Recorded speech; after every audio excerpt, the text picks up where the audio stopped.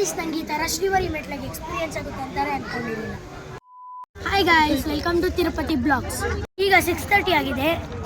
ತಿರುಪತಿಯಲ್ಲಿ ಶ್ರೀವಾರಿ ಮೆಟ್ಲಾಗ ಹೋಗ್ತಾ ಇದ್ದೀವಿ ವಿತ್ ನಮ್ಮ ದೊಡ್ಡ ಫ್ಯಾಮಿಲಿ. ನೋಡಿ ಬನ್ನಿ.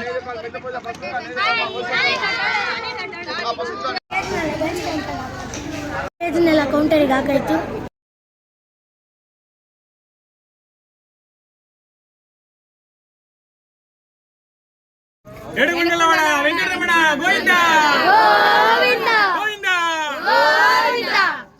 ಹಚ್ಚಿ ಶ್ರೀವಾರಿ ಮೆಟ್ಲ ಹತ್ತೋದಕ್ಕೆ ಸ್ಟಾರ್ಟ್ ಮಾಡ್ತೀವಿ.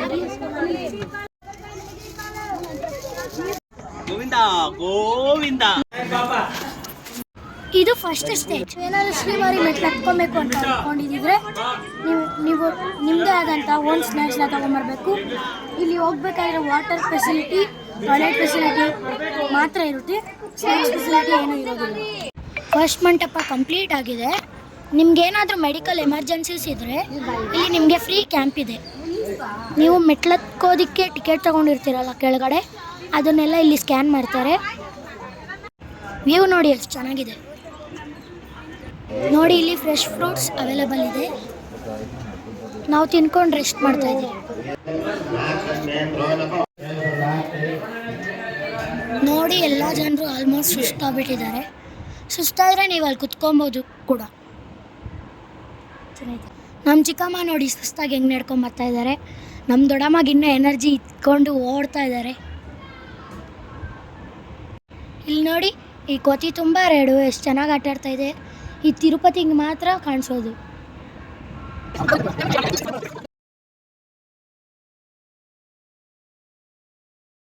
ಅಪ್ಪ, ನಾವು ಫೈನಲಿ ಬಂದು ರೀಚ್ ಆದ್ರಿ. ನೋಡ್ರಿ, ಫೈನಲಿ ನಾವು ಬೆಟ್ಟನ ಹತ್ತಿ ಮುಗಿಸಿದ್ದೀರಿ.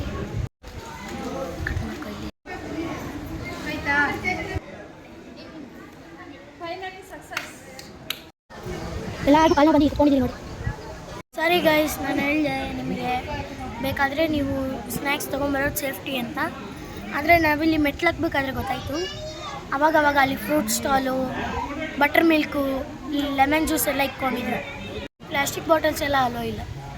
ಕಂಪ್ಲೀಟ್ ವಿಡಿಯೋ ನೀವು ನೋಡಬೇಕು ಅಂದರೆ ಯೂಟ್ಯೂಬ್ ಚಾನಲಲ್ಲಿದೆ, NS Bits ನೋಡ್ಕೊಂಡು.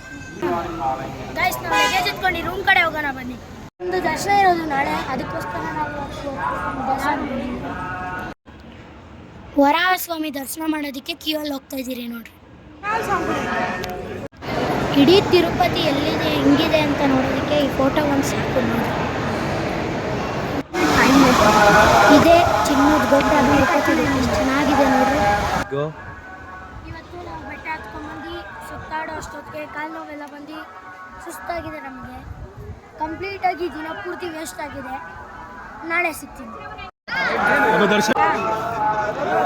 Compare to yesterday and day before yesterday ಇವತ್ತು ಕಮ್ಮಿ ಜನ ಇದೆ.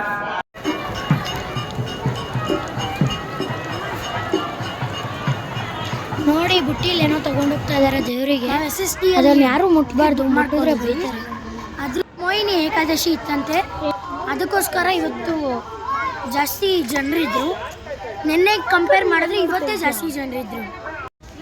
ಈಗ ನಾವು ಎಲ್ಲ ದರ್ಶನ ಮುಗಿಸ್ಕೊಂಡು ಬೆಟ್ಟನ ಇಳಿತಿದ್ದೀವಿ. ಇಲ್ಲಿಗೆ ನನ್ನ ಬ್ಲಾಗ್ ಲಾಸ್ಟ್ ಆಗುತ್ತೆ.